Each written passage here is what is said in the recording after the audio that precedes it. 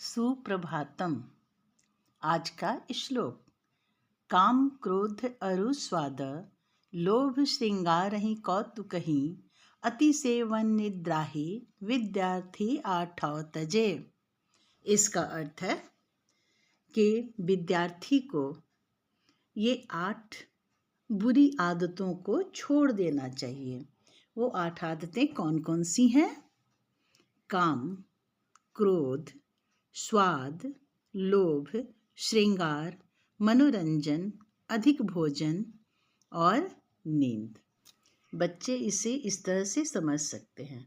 काम का अर्थ होता है इच्छा, वासना। अब जो व्यक्ति हर समय अपनी इच्छा पूर्ति के ध्यान में रहेगा, वो पढ़ाई पर ध्यान कैसे लगा सकता है? पढ़ाई में उसका मन नहीं लगेगा। उसी तरह से क्रोध तो ऐसे भी कहते हैं कि क्रोध मनुष्य को जला कर रख देता है।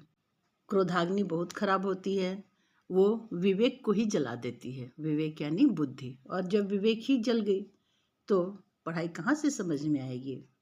फिर है स्वाद। जो व्यक्ति स्वाद के वश में है, अर्थात वो हमेशा चटपटा खाना या मन की इच्छा के अनुसार खाना खाना चाहता है, तो वो उसका समय उसी खाना की तैयारी में लग जाता है, चाहे वो बाज़ार से खरीद के खाने वाला हो या घर में बनाकर।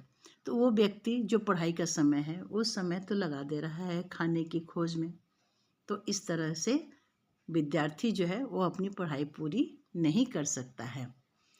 फिर है लोभ। लोभ यानी लालच। लालच को तो बुरी बला कहा ही जाता है। जो व्यक्ति लालची है वो पढ़ाई अच्छी तरह से नहीं कर सकता है। फिर है श्रृंगार। अब जिसको सजने संवरने का, श्रृंगार करने का ध्यान है, वो तो इस बात में ना ध्यान रखिएगा कि कौन सा श्रृंगार का सामान कितना % डिस्काउंट पर मिलेगा या अभी कौन कौन सा ऑफर चल रहा है। बस उसकी पढ़ाई में ध्यान कहाँ लगने वाली है? वो व्यक्ति पढ़ाई में ध्यान नहीं लगा सकता है। फिर है मनोरंजन। मनोरंजन करने में क्या है? दोस्तों के साथ बैठकर, परिवार के साथ बैठकर ठहाका लगा रहे हैं, हंसी मजाक कर रहे हैं और इस तरह से, या फिर घूमने जा रहे हैं, पिक्चर देख रहे हैं। तो जो व्यक्ति ये सब करेगा उसके लिए किताब का अध्ययन करना संभव नहीं है, तो वो अच्छा विद्यार्थी नहीं बन सकता है। अगला है अधिक भोजन।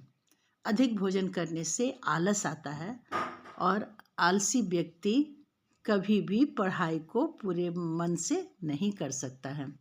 अगला है नींद।